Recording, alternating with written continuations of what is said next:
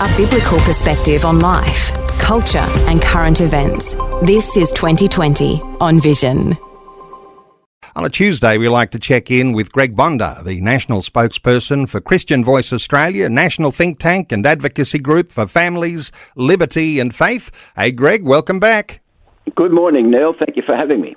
Greg, let's start with the Church of England. And, you know, sometimes here in Australia we used to call the Anglican Church the Church of England. Now we call the Anglican Church here in Australia.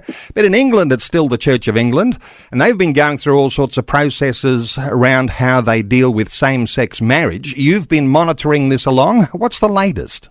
Yeah, Neil, look, I am absolutely disturbed by what happened on Monday, 8th of July. There was a meeting of the General Synod of the Church of England where they have introduced the policy of blessing for same-sex couples, but in addition to the blessings for same-sex couples, they are also now proposing to allow same-sex couples to enter into marriage and homosexual activity.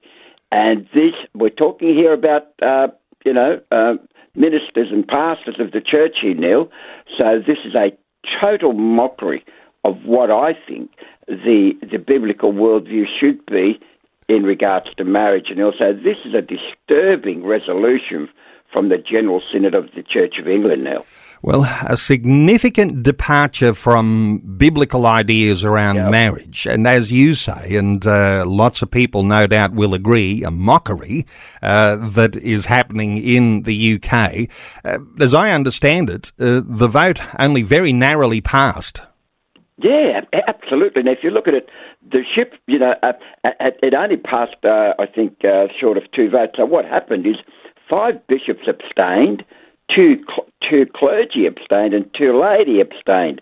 So quite frankly, it just snuck through, and had those others who abstained voted, it may well have been defeated. You see, the problem we've got, Neil, is that this is changing the whole doctrine of what I've been led to believe is the doctrine of the church, and it's been changed to suit man rather than God.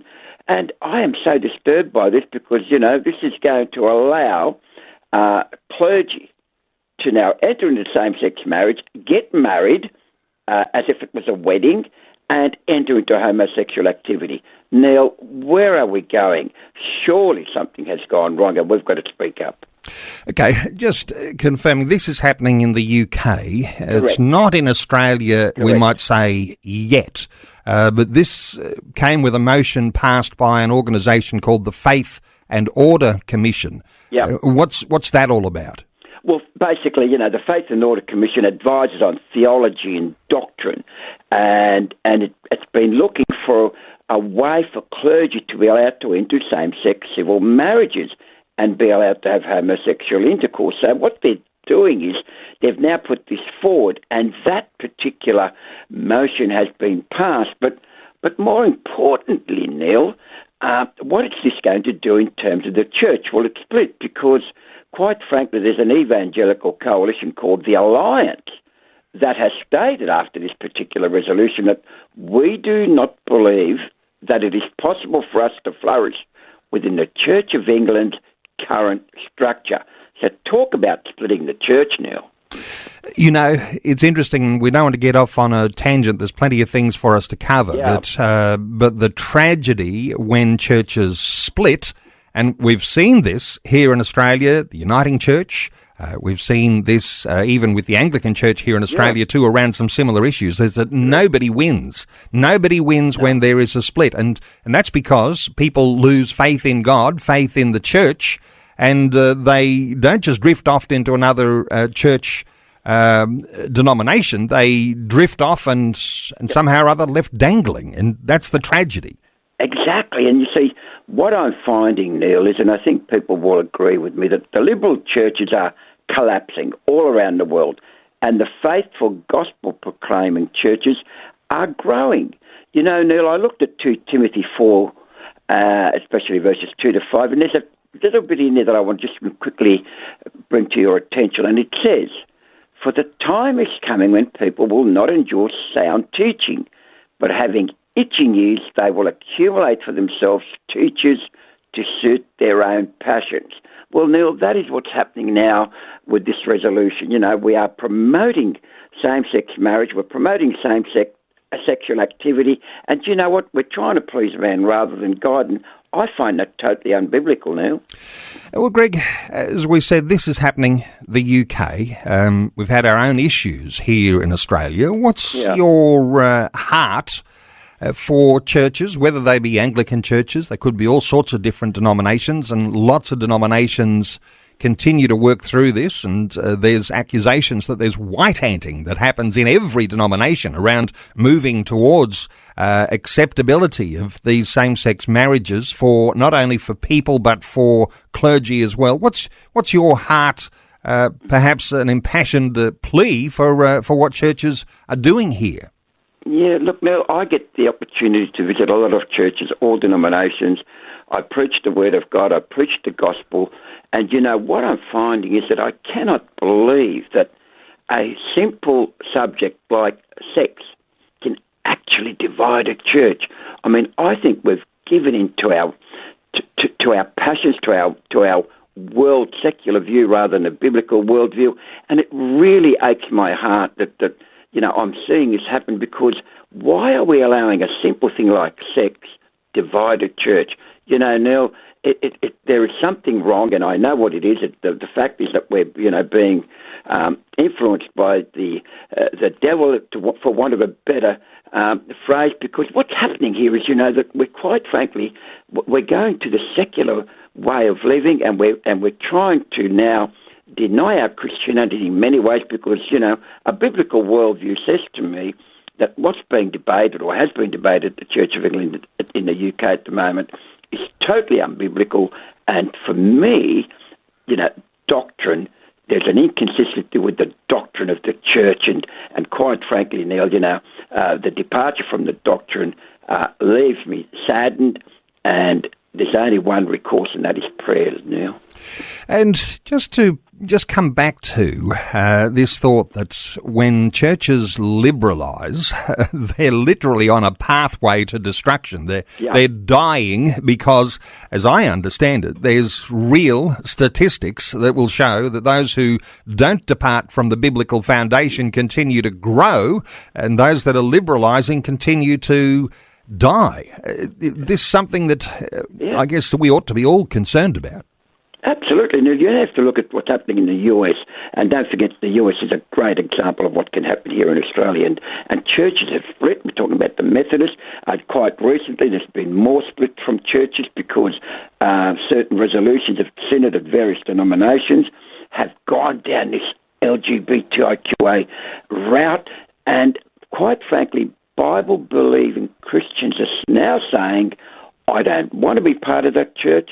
I want to go back to the biblical worldview 101 and listen to the gospel and be true to the word. Because, Neil, quite frankly, if you're a Bible-believing Christian, you would not entertain any of the ideas that are being promoted currently with the Church of England in the UK. Some might be saying, Greg, these churches, maybe they allow the door to just open a little, and then all of a sudden it's flung open, and there's a floodgates open of all of this stuff that waters down and liberalises thoughts around sexuality and marriage. There's not an easy way back, is there? No, there's not, Neil, and unfortunately, we have allowed it to happen. Yes, we, and I'm saying to everybody, because, you know, I speak to you, you've got a wonderful audience Australia-wide, but what have we done, you know, in terms of saying, no, we want a biblical worldview, I'm a Christian, I want to make sure that my faith, my ethics, my morals conform with the Bible, and unfortunately we've let it happen, and we've not spoken up enough, I think, or maybe we haven't prayed hard enough. I don't know, Neil, but quite frankly, you know, we're going to have to take some sort of action in the coming years and months, because we're going to end up with the same result here in Australia now. These are challenging times, and they keep getting more challenging. Somehow or other, that's got to spark something that ignites some passion in believers for levels of biblical righteousness that need to be promoted and recalibrated. Hey, let's talk about another very controversial issue. Post-UK elections, where next for the Muslim vote in Australia? If you're taking some lessons from the UK, what have you been observing? Yeah, look, I've been analysing this because I'm trying to put together a paper on the issue of the Muslim vote. Now, quite frankly, if you followed the UK elections, you'll see that in the UK there was a coordinated campaign to get Muslims voting en bloc exclusively on Islamic issues. In other words, there's a group called the Muslim Vote. They ran a campaign to support all Islamic values and candidates. In other words, they said, we will make sure that in Islamic regions of the UK, in particular electorates, if you're a Muslim, we want you to vote for the Muslim vote. And in point of fact now, 5 independent candidates were elected who totally support. Now, you ready? They recognise Palestinian state. They want to end ties with Israel. They also want to make sure that Muslims are allowed to pray in school. They want Islamophobia to have stricter rules. In other words, you can't say a word about them. In other words, they want an Islamic blasphemy law. And finally, they want to have Sharia-compliant pensions in the workplace. Now, Neil, this is quite disturbing, I have to tell you.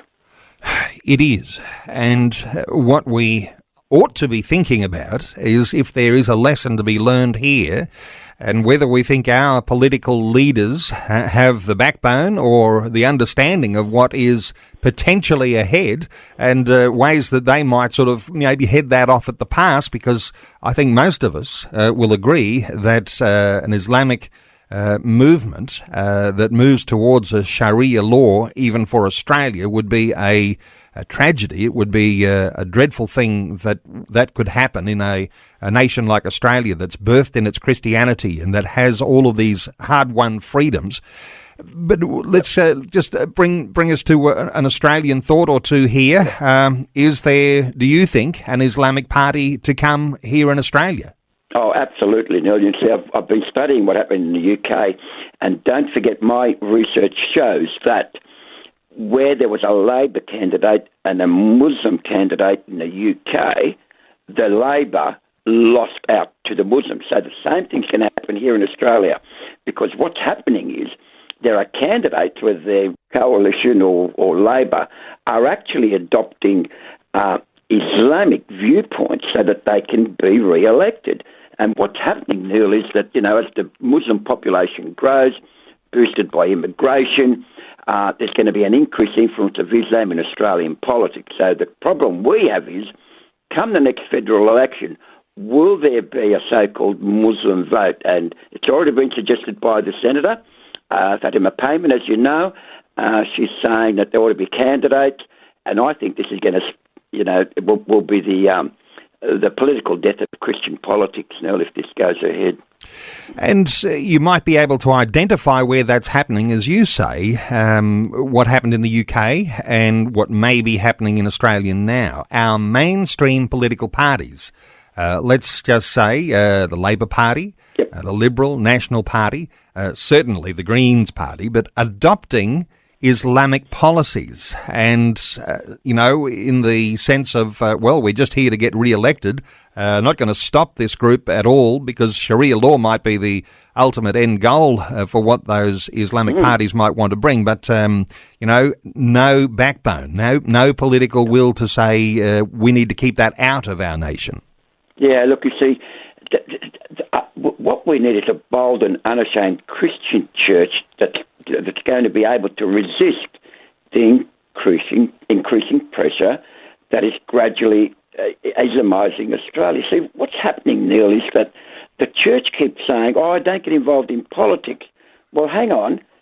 Our competitors, if you want to use that word for the sake of argument, are doing exactly that. they are saying we're going to support Muslim candidates. And the issue I have, Neil, is that they will be told how to vote, whereas we as Christians tell our candidates, or to tell our people that vote for candidates to vote for the person that best reflects the biblical worldview. Whereas the Muslim vote tends to say you must vote Muslim irrespective of the policy. And that's a big change in terms of church and state, Neil. And when it comes to having senators elected, you only need a handful to hold the balance of power when there's a hung parliament, or where there's that upper house, House of Review, senators on a crossbench. You don't actually need many to actually take the nation in a completely different direction. Yep, absolutely. If you look at the UK, there are now 50 MPs who were elected just a couple of weeks ago who are pro-Palestinian in the new parliament. Is that going to be reflected in our parliament when we go to elections? And I dare say there's a real risk of that happening unless we vote according to our biblical worldview now. Well, as you know, Greg, and even in our own conversations that listeners have heard over now many years, this thought that Christians need to be a lot more mindful of how they think about how they'll cast their vote. And now we've got an alternative, something that says there's a little bit of contrast here. And if we were looking at the numbers of Muslims in Australia, it's minuscule to compare to the number of Christians. The Christians so complacent, not voting according to their faith or their worldview, not voting according to where they would like the nation to go, and potentially here leaving things open for an alternative like Islam to get a foothold in Australia. Well, Greg, absolutely. Greg Bondar, always appreciate your insights. And for listeners to connect with Greg, he's the national spokesperson for Christian Voice Australia, a national think tank and advocacy group for families, liberty and faith. There is a website, christianvoiceaustralia.blog. You'll be able to read about some of the issues that Greg's been researching, connect with Greg Bondar, and of course Greg also leads the Australian arm of the global ministry called Every Home for Christ. And Greg, always look forward to our catch-up. Thank you so much for sharing these thoughts with us today on 2020. Thank you, Neil, for having me, and God bless. Thanks for taking time to listen to this audio on demand from Vision Christian Media. To find out more about us, go to vision.org.au.